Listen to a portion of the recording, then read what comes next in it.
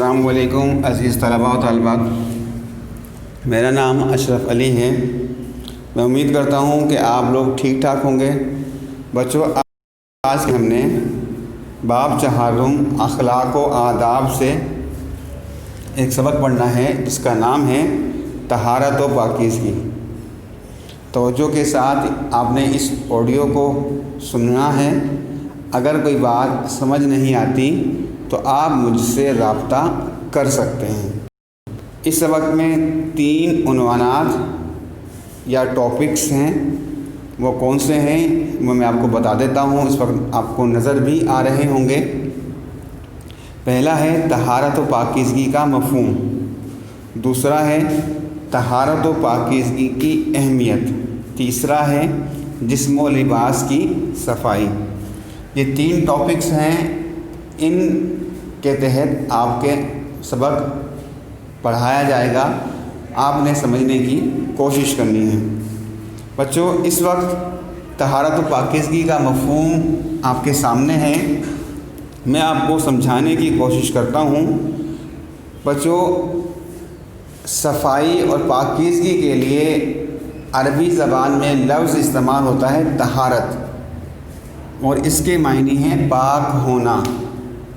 ہمارے نزدیک صفائی اور پاکیزگی صرف یہی ہے کہ ہم نے اپنے آپ کو پاک صاف کر لیا، صاف ستھرا کر لیا، نہا دھو کر اچھے کپڑے پہن لیے، بال بنا لیے، بس یہی ہے۔ بلکہ ایسا نہیں ہے، ہمیں اپنے آپ کو پاک صاف رکھنے کے ساتھ ساتھ اپنا لباس، اپنا جسم پاک صاف رکھنے کے ساتھ ساتھ ہم نے اپنے ارد گرد کا ماحول بھی پاک رکھنا ہے، ہم نے اپنے ذکر و خیال کو بھی پاک رکھنا ہے، تبھی جا کر ہم صفائی کے مفہوم کو پورا کر سکتے ہیں۔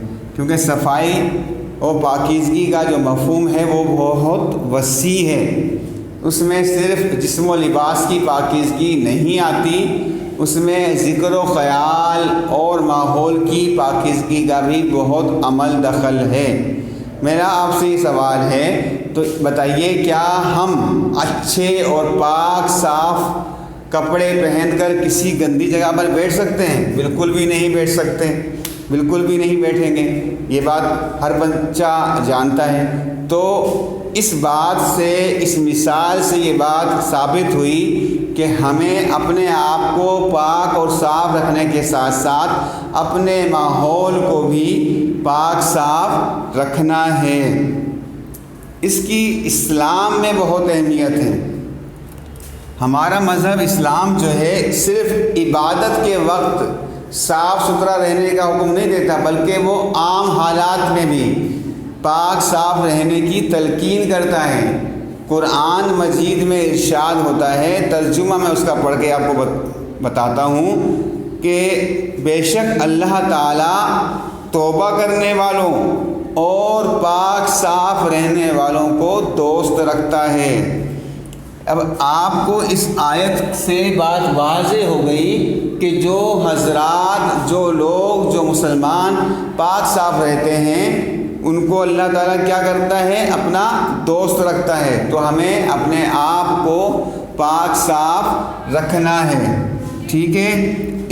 اب اس کی ایک اور مثال میں آپ کو دوں، اس کی ایک اور دلیل میں آپ کو دوں کہ نبی اکرم صلی اللہ علیہ وآلہ وسلم فرماتے ہیں کہ پاکیزگی ایمان کا حصہ ہے، یعنی کہ صفائی ستھرائی جو ہے وہ ہمارا ایمان کا پارٹ ہے، اس کا حصہ ہے، اس کے بغیر ہمارا ایمان اگر مکمل نہیں ہوتا ہے۔ اور صفائی کو نصف ایمان بھی کہا گیا ہے۔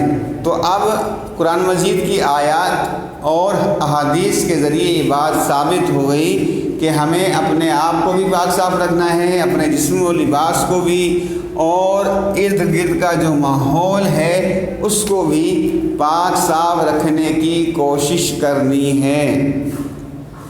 جسم و لباس کی صفائی کیا ہے کہ بچوں، نبی اکرم صلی اللہ علیہ وسلم کو جب منصب رسالت پر فائز کیا گیا، یعنی کہ جب آپ کو نبوت عطا کی گئی تو آپ صلی اللہ علیہ وسلم کو جو بات جس پر عمل پیرا ہونے کا کہا گیا ان میں پاکیزگی سر فہرست ہے۔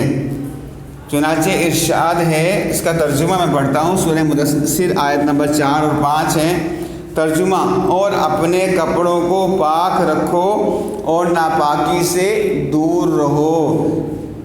ٹھیک ہے بچوں، جب ہم نبی اکرم صلی اللہ علیہ وسلم کی زندگی پر نظر ڈالتے ہیں تو ہمیں معلوم ہوتا ہے کہ آپ صلی اللہ علیہ وسلم پاک صاف رہتے تھے، اور امت کو بھی تلقین کی آپ صلی اللہ علیہ وسلم نے۔ آپ صلی اللہ علیہ وسلم کو جو لباس پسند تھا وہ سفید لباس تھا۔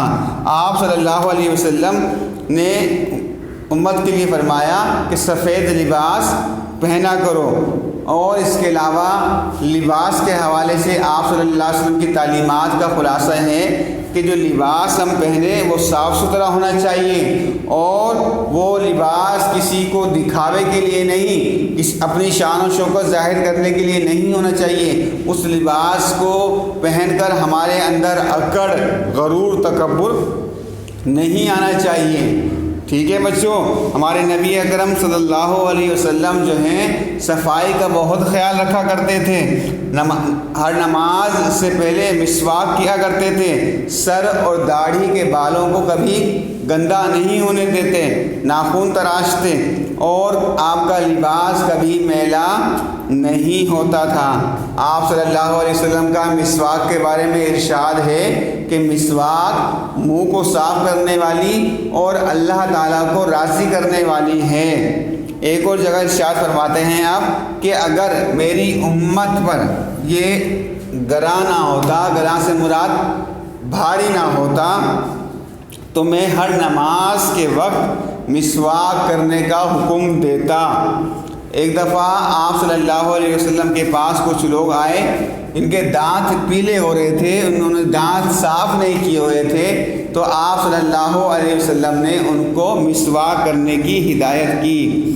آپ صلی اللہ علیہ وسلم نے اپنے صحابہ علیہم الرضوان کو بھی یہ تلقین کرتے کہ آپ نے اپنا لباس پاک و صاف رکھنا ہے، ناخن تراشنے ہیں، اور آپ صلی اللہ علیہ وسلم ہمیشہ باوضو رہتے ہیں، اور آپ نے ہمیں بھی تلقین کی ہے کہ ہمیں کیا ہے، باوضو رہنا چاہیے۔ اس سے کیا ہوگا کہ قیامت کے روز نبی اکرم صلی اللہ علیہ وسلم کی امت کی یہ نشانی ہوگی کہ ان کے وضو کے اعضاء، یعنی کہ وضو میں جو عضو ہم دھوتے ہیں، چہرہ دھوتے ہیں، اپنے دونوں ہاتھوں کو کوہنیوں سمیت دھوتے ہیں، پاؤں ٹخنے سمیت دھوتے ہیں، یہ تمام اعضاء جو ہیں وہ جگمگا رہے ہوں گے۔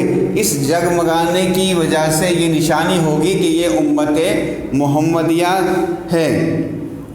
اب بچوں، ہم نے طہارت و پاکیزگی کے مفہوم میں ایک بات اور بھی پڑھی تھی کہ ہم نے اپنے جسم و لباس کو صاف رکھنا ہے، ماحول کو صاف رکھنا ہے، اور ایک بات تھی ذکر و خیال۔ ذکر و خیال کی پاکیزگی بے حد ضروری ہے، لباس بھی پاک ہو، جسم بھی پاک ہو، ارد گرد کا ماحول بھی پاک ہو، لیکن انسان کے اخلاق اچھے نہ ہوں اور وہ بری سوچ رکھتا ہو، برا عمل کرتا ہو، تو اس سے کیا ہوتا ہے کہ کوئی بھی اسے پسند نہیں کرتا۔ تو ہمیں کیا کرنا ہے، ہم نے اپنی سوچ کو، اپنے عمل کو اچھا رکھنا ہے تاکہ لوگ ہمیں پسند کریں، ہمارا کردار جو ہے اچھا رہے لوگوں کے سامنے۔ ہمیں جو ہے اپنے آپ کو کفر و شرک کی نجاست سے دور رکھنا ہے۔